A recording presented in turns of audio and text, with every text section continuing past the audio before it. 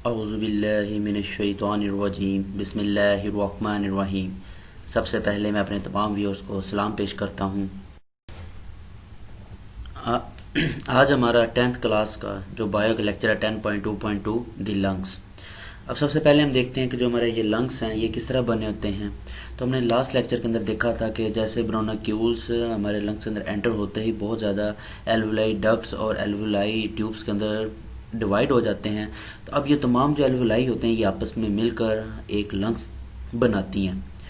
तो सबसे पहले हम देखते हैं नंबर्स को, यानी कि हमारी बॉडी के अंदर कितने नंबर्स होते हैं लंग्स के। तो सबसे पहली बात आती है हमारे ये पेयर ऑफ लंग्स होते हैं। तो पेयर का मतलब होता है दो, यानी कि हमारे बॉडी के अंदर दो लंग्स होते हैं। और ये मौजूद कहाँ होते हैं? ये थोरक्स कैविटी यानी कि हमारे सीने के अंदर एक खला होती है थोड़ी सी, वहाँ पे ये मौजूद होते हैं।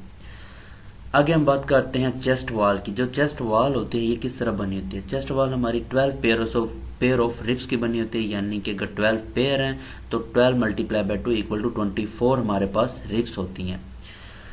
इसी तरह हमारे पास एक डायग्राम आपको नज़र आ रही होगी। इसके अंदर हमारे पास दो रिब्स जो होती हैं इनके दरमियान मसल्स होते हैं। इन मसल्स को हम इंटरकोस्टल मसल्स कहते हैं।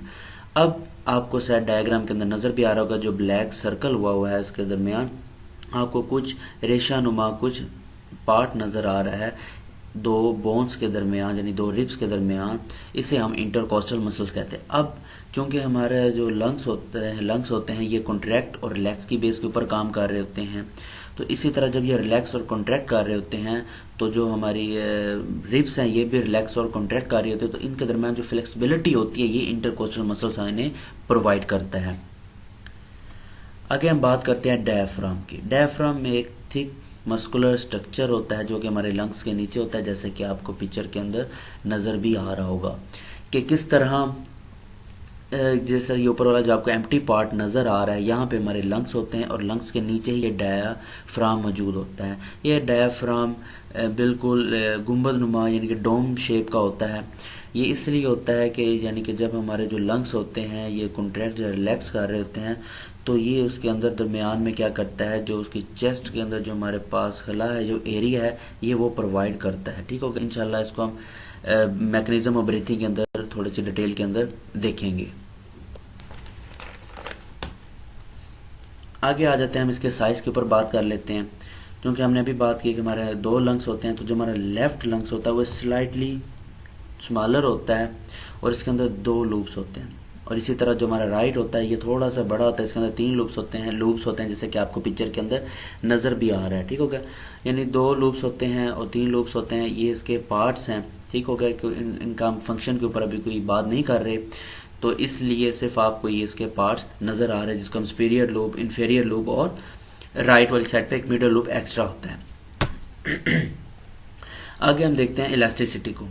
जो हमारे लंग्स होते हैं ये एक इलास्टिक ऑर्गन है और स्पॉन्ज टाइप होता है। इलास्टिक मीन यानी कि इसके अंदर लचक होती है, थोड़ी सी फ्लेक्सिबिलिटी मौजूद होती है। स्पॉन्ज टाइप होता है यानी कि जैसे कि एक लाइका बोर्ड डस्टर, जिससे बोर्ड डस्टर जो होता है वैसे बिल्कुल होता है, बिल्कुल नरम मुलायम होता है। ठीक हो गया, आगे हम बात करते हैं इसके अंदर ब्लड सर्कुलेशन की। ठीक हो गया, जैसे कि आपको पिक्चर के अंदर नज़र आ रहा है कि बहुत ज़्यादा ब्लड वेसल नज़र आ रही है। ये हमारे जो लंग्स है इसका अगर हम ऊपर वाला स्ट्रक्चर रिमूव करके देखें तो अंदर हमारे पास इस तरह की बहुत ज़्यादा वेसल नज़र आ रही हैं।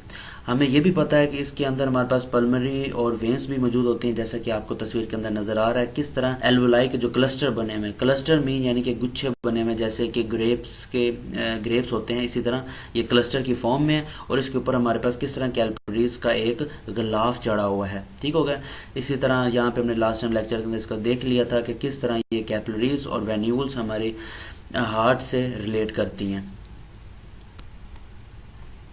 आगे चलते हैं प्रोटेक्शन के ऊपर। तो प्रोटेक्शन तो बहुत ज़रूरी है। फर्स्ट ऑफ ऑल हमारे जहन में आता है कि हमारे जो लंग्स है इसकी प्रोटेक्शन हमारे रिब्स करते हैं, लेकिन इसके अलावा भी अल्लाह पाक ने एक ऐसा हमारे अंदर सिस्टम डाला हुआ है जो कि हमारे लंग्स की प्रोटेक्शन करता है। जैसे कि हम प्रोटेक्शन करता है इसके अंदर दो मेम्ब्रेन होते हैं, एक को हम इनर्स और दूसरे को आउटर पेलोरल्स मेम्ब्रेन कहते हैं। ठीक है, अब ये इनका क्या काम होता है, यानी कि ये लंग्स को अंदर वाली साइड से भी और बाहर दोनों साइडों से क्या कर रही होती है, ये मेम्ब्रेन प्रोटेक्ट कर रही होती हैं। इसके अलावा आपको थोड़ा सा डायग्राम जूम करके दिखाता हूँ। जैसे कि इस डायग्राम के अंदर आपको नज़र आ रहा होगा कि किस तरह जो ब्लू कलर की है ये हमारे पास इनर पेलरल्स मेम्ब्रेन है और रेड वाली हमारे पास आउटर है, और इन दोनों के दरमियान एक फ्लूइड वाइट कलर का आपको पार्ट नज़र आ रहा है जो कि फ्लूइड है।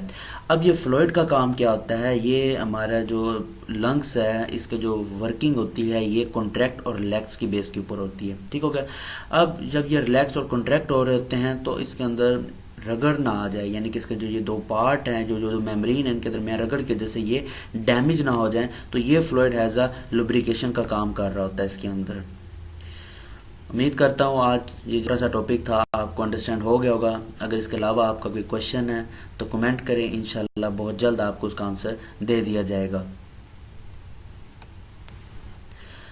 वीडियो अच्छी लगी है तो लाइक करें, कमेंट करें, और अगर अभी तक आपने मेरा चैनल सब्सक्राइब नहीं किया तो वो भी करें, और साथ छोटे से लगे हुए बेल आइकन को लाजमी प्रेस करें ताकि हमारी हर आने वाली वीडियो आप तक पहले पहुंच सके। बहुत शुक्रिया। इंशाल्लाह मुलाकात होती है हमारे नेक्स्ट लेक्चर में। तब तक के लिए अल्लाह हाफिज़।